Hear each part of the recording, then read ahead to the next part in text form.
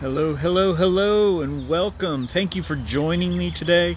Thank you for taking a little bit of time out of your day to check this out, to get better together.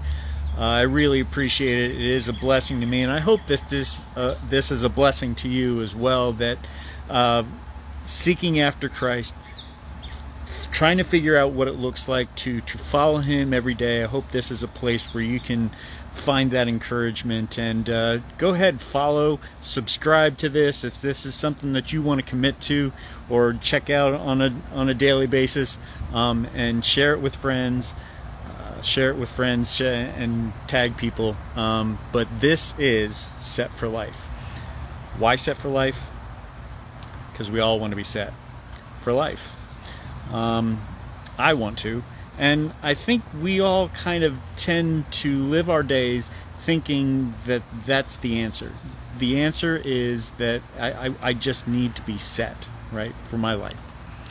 And the reality is God wants us to be set, but He wants to be set for life. He wants us to have the life more abundant. Jesus said so in John 10:10, that I have come to give you life, and life to the full, more abundant.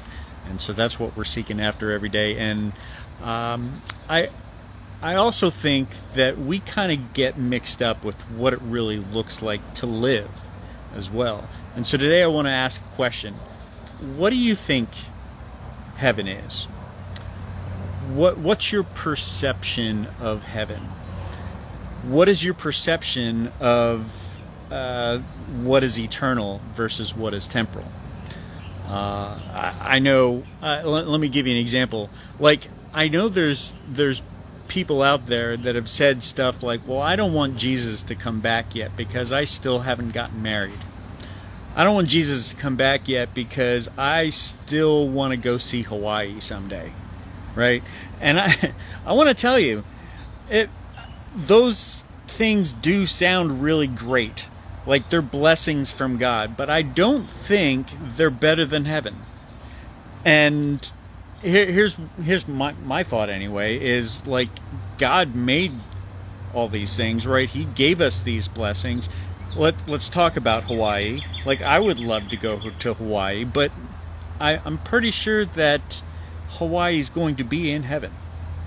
Like we've discussed that before. The perception is that, heaven's this distant place. No, we're experiencing heaven. We're experiencing parts of heaven. Now, unfortunately, we don't have the fullness of heaven yet because God hasn't deemed it the time to come back and to get rid of sin and all that stuff. But He's going to create a new earth.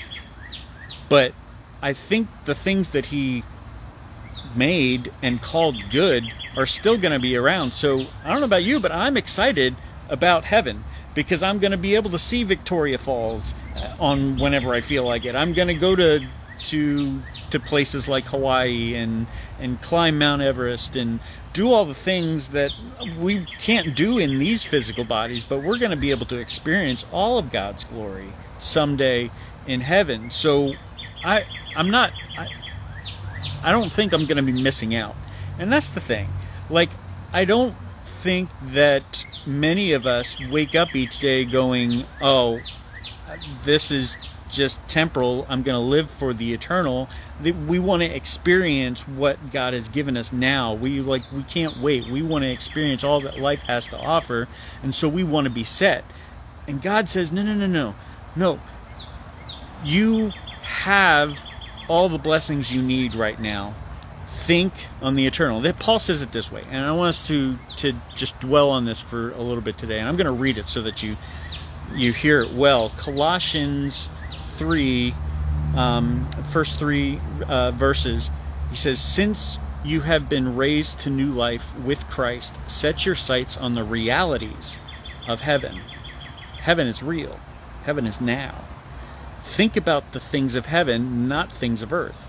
Think about what is eternal, not things that are temporal, right? Because you've died to this life. You've died to this life, and your real life is hidden with Christ in God.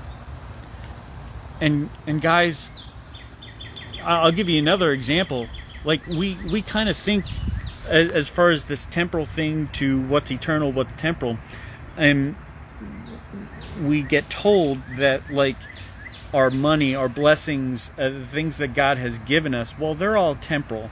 They're going to pass away. We're not going to be able to take them to heaven with us. And on one instance, that is true. Like the actual physical stuff, we're not taking to heaven with us. Okay?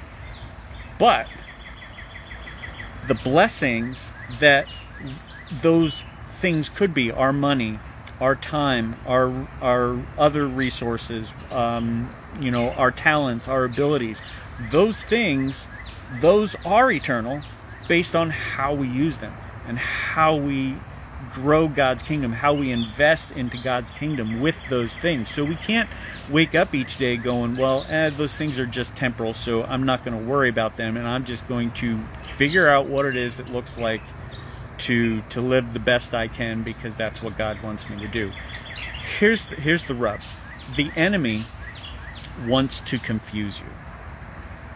The enemy wants nothing more than to have you running around like a chicken with its head cut off every day going, what is real, what is temporal, what's eternal? I don't know, so I'm just going to do the best I can and not really think about it. He wants us to be so confused. He wants us to be able to think that, well, I've gotten my ticket punched to heaven, so that's all I really need to do, and now I'm just going to try to be a good Christian. And when we do that, what we're doing is we're missing out on the opportunity to really live, to really allow God to work in us through our blessings, through our talents, and become His hands and feet to other people around us. That's where we find joy. That's where we find life. And we don't find those things if we're not seeking after them. We don't find those things. We don't have that joy if we're missing the idea of what is temporal and what is eternal. Man, God wants you to live. He wants you to live, but He needs you to have that proper perspective of what is temporal and what's eternal. And what should we be living for every single day? We should be fixing our eyes on heaven, fixing our eyes on Jesus, fixing our eyes on how He can use us to expand His kingdom each and every day.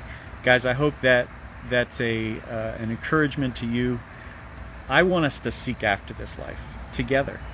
I want us to seek after heaven.